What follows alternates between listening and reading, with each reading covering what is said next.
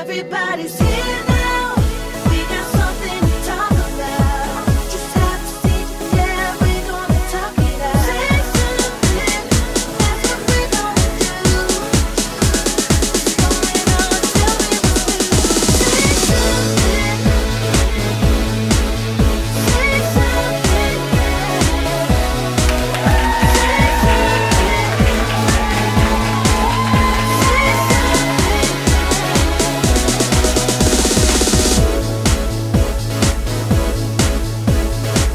Hey everybody, welcome back to season 3 of Say Something. Of course, I am your host, Cherie, and I'm so excited to be back again. Thank you for all of your follows, all your views, all your reposts, all your shares. Thank you so much. Season 3 is going to be hot. Like, we have some of the amazing people in Atlanta all around, even flying in from Dubai to be here with us.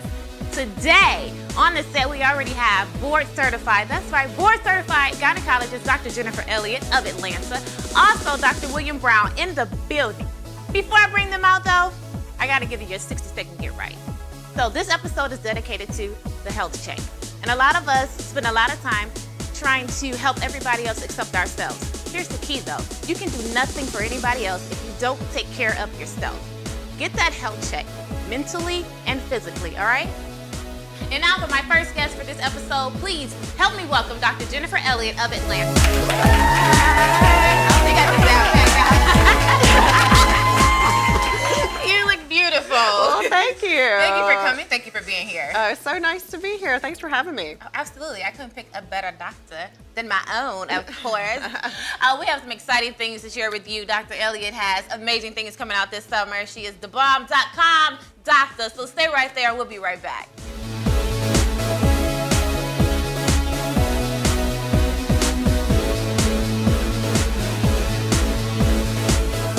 Welcome back to our first episode of season 3, and I told you I have board certified gynecologist Dr. Jennifer Elliott here with me. She is the bomb. I love you so much, Dr. Elliott, but you already know that. Yeah. I had a feeling. Yes. Like, you are my sister friend, like, from day one. So you remember the first day I met you? I came into your office like, I need a second opinion, right? Yes, I do remember that. And I'm so glad I came to you because you checked me out and you found out that, no, I needed to go to surgery after someone told me no. So like that, and that was probably like the scariest thing that I have been through ever. This episode is dedicated to the health check all across the board.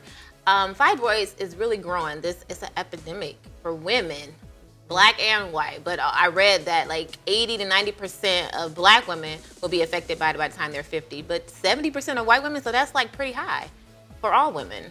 Yeah, the statistics vary between 30 and 80%.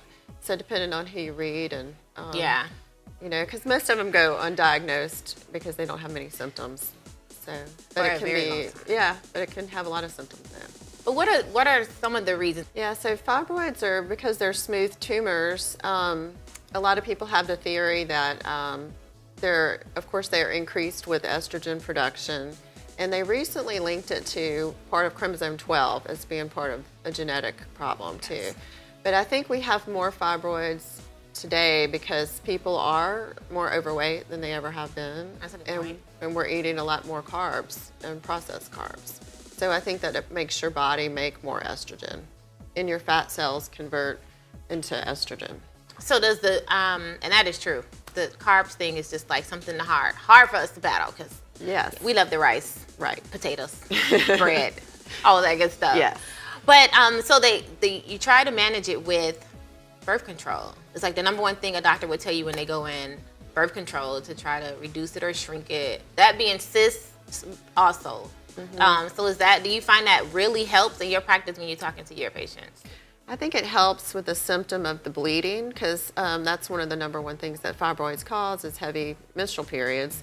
So the hormones are kind of regulating spikes and troughs in your hormones. So in some ways it manages those symptoms, but they have been shown that they could possibly make them grow more too. Yeah. So it's a catch-22. It's a catch-22. Why do they call it like it's alive? It can attach itself to other things, other body parts. Parasitic. You call it parasitic fibroids whenever it gets its blood supply from other organs. Like the fat pad that covers your colon, called the omentum. That's a common organ that can it can start drawing blood supply from. So it and actually just attach it. attaches itself like a living creature almost. Yes. That is so scary. Yeah. And nasty. And then so like, what are some of the things that people can do to try to prevent even getting fibroids, even though that we know it's genetically and that it can be genetics? Well, I think the number one thing is to, of course, keep your ideal body weight and to see your doctor every year. And that's what we're feeling for oftentimes when you come in for an exam, and then we'll get an ultrasound if we feel something that we're worried about. And it really depends on the location and the size of the fibroid if you have to do anything about it, or what your desire for children are. They can definitely interfere with getting pregnant depending on their location. So I think if you just stay on top of it and make sure your doctor's checking for it.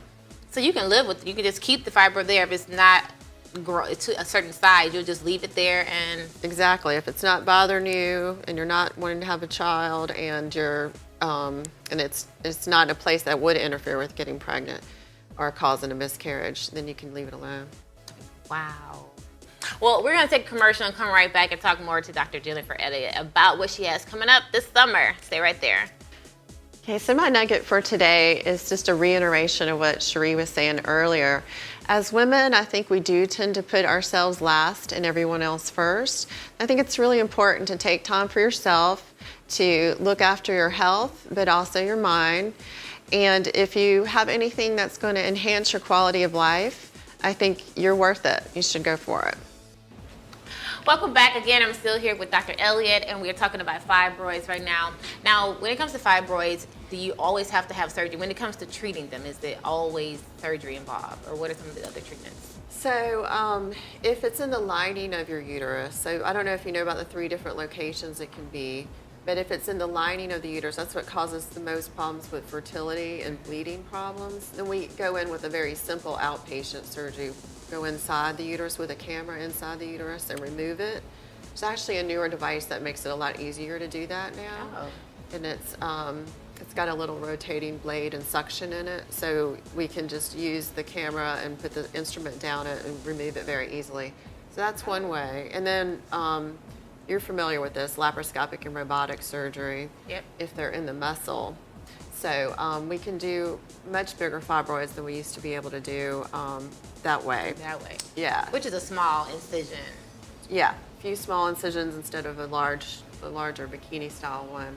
But finally, if they're really large, like up to here, you know, then we'll have to do a larger incision. Or, I don't know, have you heard of uterine fibroid embolization? I've heard a commercial about it, but not. No. Yeah, so that's another great treatment if you qualify. You cannot have any in the lining of your uterus, and you have to have certain locations, and it has to not have anything that worries somebody about the pathology. So we have to make sure that you're a good candidate, like you look like it's going to be benign. Okay. But an interventional radiologist, that's a radiologist who's gotten special training and procedures, they would be the ones performing the procedure. But they go in through your leg, kind of like, I don't know if you know what heart caths are like. Yeah. And they feed a little catheter up through to the blood vessels that are supplying the fibroids and put like a little pellet to stop the flow to the fibroids. And it would just kill them off? Well, it kind of kills off their blood supply, and they shrink down about 50%. Okay. And they're not active anymore. So, obviously the healing time, you're hurting from them kind of dying off. But it's actually a good procedure for somebody who doesn't want to go through surgery. It's not been FDA approved, though, for having a baby afterwards. Okay. So we caution people who want to have children later, because as you can think, it might interfere with blood supply to the whole uterus. So you have to be careful with that one, pick the right patient. There's a couple of new drugs that have come out, too, that help shrink fibroids as well. And it's a way of kind of shutting down your hormones temporarily. Okay. You've probably heard of that for endometriosis. Yep. Now it's being used more and more for fibroids. Wow. So is that a pill by mouth? Is it or an injection? Traditionally, it's been an injection that you get one injection every 3 months for a total of 6 months. But now we're actually, our office is part of a big study. Okay. And so we're putting some people in the study where it's a pill twice a day now. Okay. So it's a little more convenient than it used to be and less side effects than the old shot. Okay. It still sounds pretty intense. It's just the whole healing process of it, and then just going through. And it's still pretty a catch-22. You don't really know. We just kind of figure out what we can do to well, I guess it's kind of all work, but you still, it's a possibility of them not going anywhere or coming back. What's Right. the most fibroids that you've seen in a person? I know you can have multiple. I guess, I mean, you can have several. I've taken out 20-something fibroids robotically. It's a long surgery. Yeah. But usually if they have that many, you're doing abdominal anyway. But usually people have anywhere, like 3 or 4 usually, but sometimes I've taken out 30-something, Wow. the same patient. And then having that can really mess up your whole, it can mess up your sex life pretty Oh, much, yeah. big time. Having to be on medication or just having to go have things removed, especially if you have to have surgery and have an ovary removed or your whole uterus, it messes you up. But there's a new procedure. Well, I don't know if it's new, but you're bringing it out this summer. You're coming out with it. And it's actually going to enhance that whole sexual drive or anything that you may have lost dealing with fibroids or anything else, or due to age. Maybe just because you're not getting enough, you just lost the whole thrill. I don't know. The vaginal rejuvenation, bladder incontinence, and what's the other one that it does? So it was originally made for, the procedure called ThermiVa that tightens your skin on your face. Yes. So people applied that same kind of refractive energy index heat energy for your labia to improve labia. After you've had children and with menopause and just age, that changes the appearance. So instead of having labiaplasty, people would have this procedure done. But then they started realizing that you can do it inside the vagina too to help improve the elasticity in the vagina and also greatly improve the stimulation around your clitoris. So you don't really have to just focus on Kegels anymore. Like you can just go and get this procedure done and enhance that clitoris area. And so sexual dysfunction, will this help with you women just not being able to get wet, lubricated on their own? Absolutely. Then that's probably the number one indication. Vaginal dryness and lack of lubrication is what it helps quite a bit. And it has the added bonus of it's really been shown to help bladder incontinence as well. Why would you lose bladder? Why would a woman lose bladder incontinence? Is that just from having too many children? Too many children, gaining weight, putting extra pressure on your pelvic floor kind of makes your bladder drop a little bit. But also just normal aging and your nerves change around that area, especially after you've had more than one child. Have you heard that, you see all the commercials, gotta go. And I thought that was just for old people though, Jennifer. No, there's it happens young people too, but we just don't go around talking about it. Yeah. But it definitely improves the whole overall health of the tissues down there. So it's gonna make my vajayjay tight and right. It's gonna look pretty too. yeah, So not just hard to feel believe it pretty. does all of that, but it does. Now, is my insurance gonna cover this? No, unfortunately, it is not covered by Cosmetic? insurance. Yes, it's still considered cosmetic and experimental, even though it's been FDA approved. But your insurance company will not pay for it, so it's definitely out-of-pocket expense. And what are some of the side effects? Will you have numbness there? No, believe it or not, it's just a little bit of discomfort for some people during the procedure. Most people just find it very comfortable while you're doing the procedure, and there've never been any burns. She said, well, or people find it complications. comfortable while they're doing it. Some people enjoy it too much. Yeah, right. So that depends if you're getting the outside or the inside. So the inside, is it? I just want to know what it is. So a little descriptive. Is it a tube or instrument that goes in? Is it heat? Like what causes the rejuvenation? Yeah, so it's a little probe that's about the width of my finger, and it's long, and it has little measurements on the outside of it. And right at the tip of it is the active part, the electrode. And so we program it for whatever area we're doing. So I usually start inside the vagina and work on around, each little quadrant of the vagina, and then pay special attention around the bladder and the G-spot area because it helps enhance that too. Enhance the G-spot area.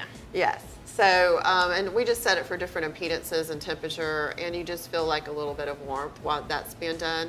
And then we change it to a different setting for the external part of the vulva and work around the labia and the clitoris.